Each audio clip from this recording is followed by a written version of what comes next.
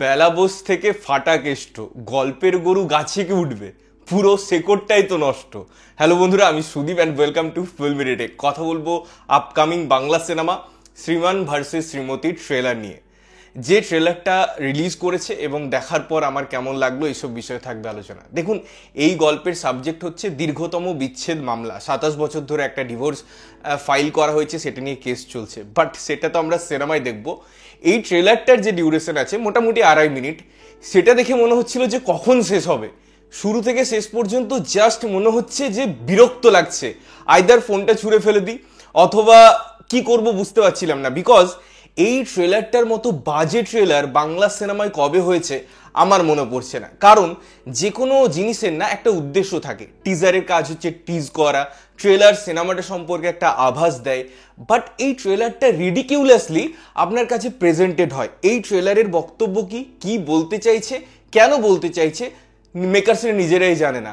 যত কিছু আছে একটা জগা খিচুড়ি করতে গিয়ে সেটাকে পরিবেশনা করা হয়েছে ব্ল্যাক অ্যান্ড হোয়াইটে, পুরোনো জামানা থেকে গানে ভর্তি, ওই যে সিরিয়াল মার্কা ট্রিটমেন্ট। হ্যাঁ, অবশ্যই এই ট্রেলারের মধ্যে এটা আমি বলে রাখি যে গানগুলো স্ট্যান্ডএলোন হিসেবে ভালো লাগছে। আমি একটা গান শুনেছিলাম, শেয়ার করেছিলাম, আমার বেশ পছন্দ হয়েছিল। বাট কোনো কিছুই অতিরিক্ত মাত্রায় ভালো নয়, যেমন সেটাই হচ্ছে এই ট্রেলারের এক্সাম্পল এবং কনক্লুশনও। কারণ এত কিছু দেখানো হচ্ছে এই ট্রেলারটায়, যার ফলে মূল জিনিসটাই আপনার কাছে পৌঁছাচ্ছে না। মূল কি বক্তব্য সেটাই আপনি বুঝতে পারছেন না। কখনো কখনো ওই ভারী ভারী জিনিসগুলো দিতে হবে, আবারও দেবের ফ্যান্সদের ক্যাটার করার জন্য ওই প্রজাপতি সিনেমার এক্সাম্পল দিতে হবে, যেটা আমরা অলরেডি টিজারে দেখে নিয়েছি। সেটাকেই আবার রিপিটেটিভলি নিয়ে আসার কি প্রয়োজনীয়তা আমার কাছে সত্যি জানা নেই।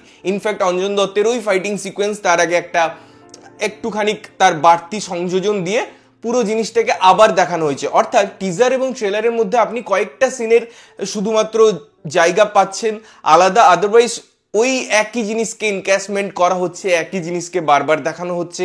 মিঠুন চক্রবর্তী দারুণ বা অঞ্জন দত্ত দারুণ, সেগুলো কথা নয়। কথাটা হচ্ছে তারা একত্রিত হয়ে সিনেমাটা কিভাবে ডেলিভারি করবে। সেটা এই ট্রেলারটা দেখে মনে হচ্ছে যে জঘন্য জগা খিচুড়ি একটা ব্যাপার হতে চলেছে। কারণ এতগুলো লোক, এতগুলো কাস্টিং, তাদেরকে একত্রে আনা, ওই 2 ঘন্টা 2.5 ঘন্টার মধ্যে সেটা পরিবেশিত করা, গল্পের মধ্যে প্রত্যেককে স্পেস দেওয়া। ট্রেলারেও সেই জিনিসটা করতে গিয়ে পরেই ট্রেলারটা জগা খিচুড়ি হয়ে গেছে। মানে একটা জায়গা থাকে তো, যে একটা পরিকল্পনা থাকে একটা ডিরেক্টরের, যে আমি এই জিনিসটা দেখাবো, এই জিনিসটা দেখাবো না। আমাকে এই ট্রেলারটাই উদ্দেশ্য মনে হয়েছে, আমাকে প্রত্যেককে দেখাতে হবে, আমাকে পরমব্রতকে দেখাতে হবে, আমাকে সবাইকে দেখাতে হবে, আমাকে সবাইকে স্পেস দিতে হবে। এটা করতে গিয়ে এই ট্রেলারটা জগা খিচুড়ি হয়ে গেছে। এটাই যদি আমরা সিনেমায় দেখতে পাই সেটাও জগা খিচুড়ি হবে। কারণ গল্প তো এগোবে না, বা গল্পের মধ্যে হয়তো সেই বাঁধনটা থাকবে না। মোটো হবে যে আমি ওকে কিভাবে দেখালাম বা আমি ওকে কতটা স্পেস দিলাম। এই জিনিসটা করতে গিয়ে সিনেমাটাও বরবাদ হবে, যেটা এই ট্রেলারে হয়েছে। ট্রেলারের ডায়লগস আমার খুব বাজে লেগেছে।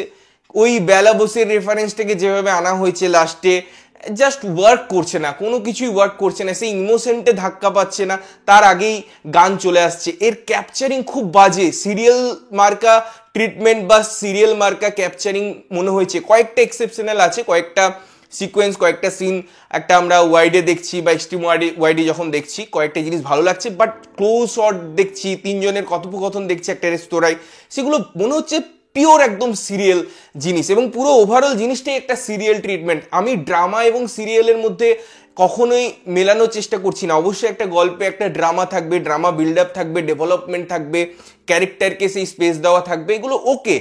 But the way of treatment, যেটা সিরিয়াল এবং সিনেমাকে ডিফারেন্স একটা জায়গা দেয়, সেই জায়গাটাই মিসিং। কোথাও গিয়ে মনে হচ্ছে সেই আবার আমরা একটা সিরিয়াল দেখছি, সেই প্যানপ্যানানি, ঘ্যানঘ্যানানি, ঢলঢলানি, মানে সমস্ত ন্যাকাপনা, ন্যাকাপুসুপনা যা যা আছে সব কিছু এই ট্রেলারটার মধ্যে দেওয়া হয়েছে। এবং আমার মনে হয় আমরা বিগার পরিসরে সেটাই সিনেমা হলে গিয়ে দেখবো। তো আমি বিন্দুমাত্র এক্সাইটেড হওয়ার কোনো জায়গা খুঁজে পাচ্ছি না এই ট্রেলারটা দেখে, যেটা আমাকে সিনেমাটা দেখার জন্য এক্সাইটেড করে। বাট হ্যাঁ, গানগুলো কিছু কিছু ক্ষেত্রে ভালো লেগেছে, স্ট্যান্ডএলোন হিসেবে ভালো লেগেছে। আমি আগেও যেমন বললাম, বাকিটা দেখা যাক। অনেক সময় ট্রেলার ভালো হয় না, সিনেমা ভালো হয়ে যায়। তো সেই হোপটা রেখে আমি সিনেমা হল অব্দি পৌঁছাবো এবং সিনেমাটা দেখবো। বাট ট্রেলারটা আমার বিগ্রেড ট্রেলার লেগেছে। এবং আমার ভালো লাগেনি। তোমাদের কেমন লেগেছে জানিও, এবং যদি না দেখেছো তাহলে দেখো এবং দেখে এসে জানাও যে কেমন লাগলো। ততক্ষণের জন্য ভালো থাকবে, সুস্থ থাকবে এবং সবসময় ভালো জিনিস দেখবে। চ্যানেলটা যদি প্রথমবার দেখছো লাইক কমেন্ট শেয়ার করতে হবে, সাবস্ক্রাইব করতে হবে যাতে প্রত্যেকটা নোটিফিকেশন তোমাদের কাছে পৌঁছায়। দেখা হচ্ছে অন্য কোনো ভিডিওতে, ততক্ষণের জন্য টাটা।